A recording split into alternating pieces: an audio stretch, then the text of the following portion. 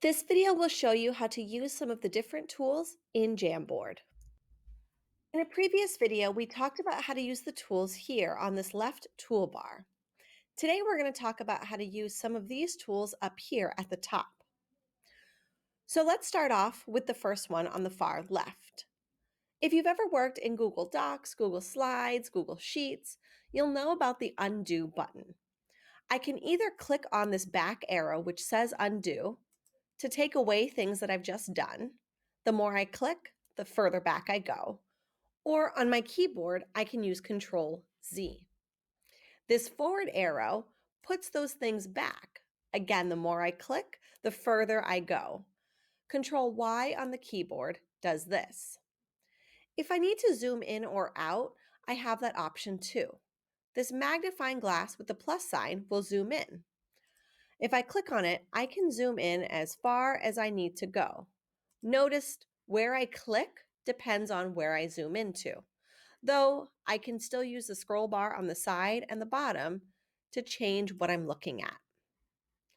In order to go back and zoom out, I can click on this lower arrow right here, and I have some options. I can zoom out one little step at a time, or I could pick on this one and it says fit. It'll go back to the original.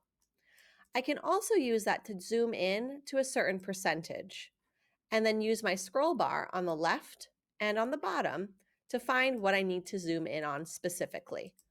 Let's go back to fit. Another tool up here on our toolbar is background. Now, backgrounds are really cool because it changes literally the background. This is great if you need some dots, some lined paper, or things like graph paper.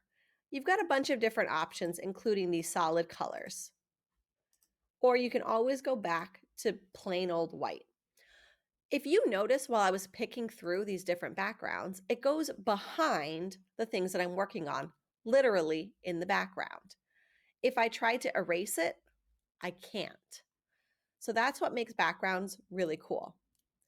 The last one up here is clear frame, and this one gets rid of everything on this particular frame. We'll talk about frames in another video. If I click on clear frame, everything is gone except for the background that I chose. And that's it. Check out the other videos for more information and helpful tips.